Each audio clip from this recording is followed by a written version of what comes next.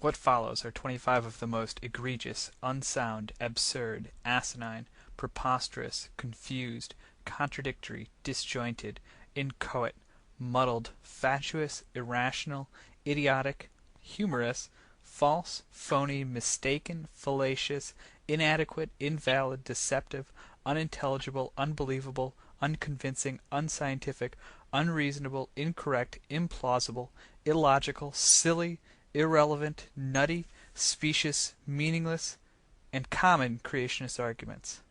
And of course, why they are wrong. Foundational bias. In foundational bias, you admit bias towards a certain conclusion, even before making an argument. Foundational bias is not based on evidence or logic, but is instead based upon personal preference and belief. Therefore, foundational bias opens the door to all logical fallacies. Foundational bias is usually unstated, and rarely declared as openly as Ken Ham in this next clip. Just remember, this man wants his ideas taught in classrooms.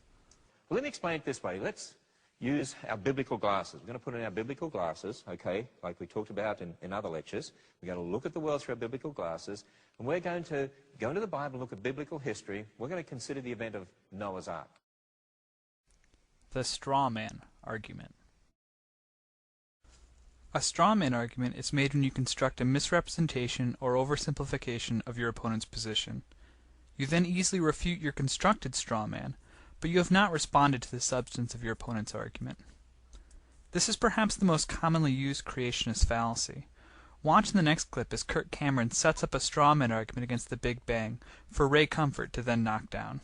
What you're about to see was not planned. There was no script, there were no writers, there were no cameras, no production crew, no lighting, no graphic artists, and no editors.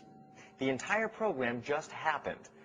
There was a big bang in our production studio.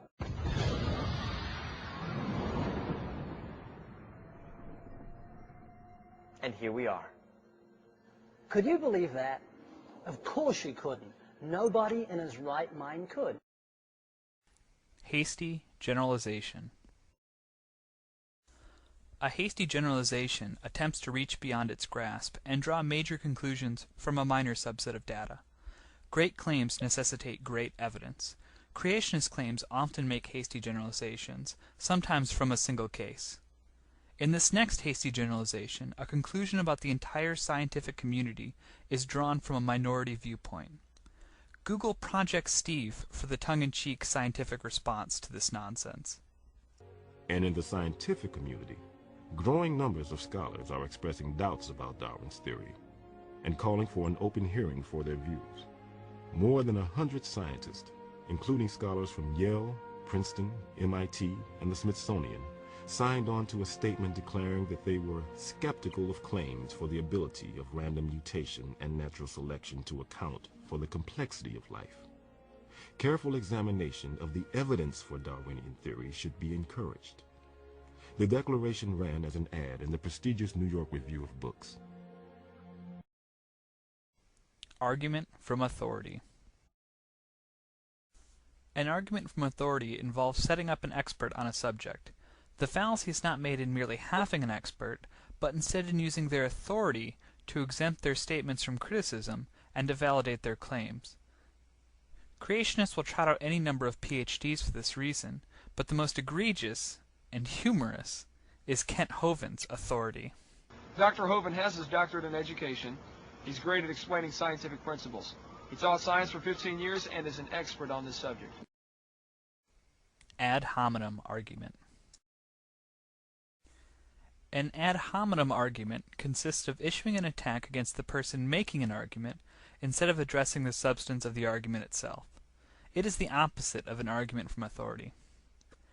Poor Chuck Darwin is often the target of the ad hominem argument, as seen in the next clip with Ken Ham. Please note that Darwin meant races to mean the equivalent of species. Well, Charles Darwin wrote a book, and the title of the book was this: "In the Origin of Species by Means of Natural Selection, or the Preservation of Favored Races in the Struggle for Life." You see, Charles Darwin was a racist. I mean, because his evolutionary philosophy was inherently a racist philosophy. Appeal to the majority.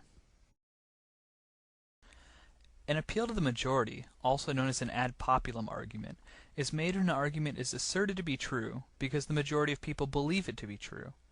This is similar to an argument from authority. The fallacy is in assuming people's belief in a proposition somehow validates it. In a democracy, the majority elects their government. Yet it is important to realize the majority can never elect the truth. Truth exists independently of whether you believe in it or not. Most Americans think the Earth is less than 10,000 years old and God made it. Quote mining. Quote mining is the aberrant practice of searching through large volumes of literature or spoken word to mine out any quotes from opponents that may seemingly support your position. In most cases, the quote is clearly taken out of context in a deliberately planned campaign of disinformation. The most common example is Darwin's quote about the eye, but Stephen Jay Gould has begun to get his share. In the following clip, Gould is referring only to his theory of punctuated equilibrium. We sorely miss you, Dr. Gould. You can no longer eloquently defend your own words. The extreme rarity of transitional forms in the fossil records persists as the trade secret of paleontology. Man on the Street Interview. A man on the street interview is a combination of an appeal to the majority and quote mining. It employs several logical fallacies, and frankly, the opinion or knowledge of a person randomly met on the street has absolutely nothing to do with rational debate. We like the kid in the next clip way more than we like Ray Comfort, but he obviously just got out of bed. I can't think of any transitional forms before breakfast either. Can you give me any example of a transitional form, going from one kind of an animal to another kind? Transitional form between one and another. Well, the thing is, it already is an animal, whatever it is. You mean like saying one that's halfway between this and this animal? Can't think of anything right off the moment.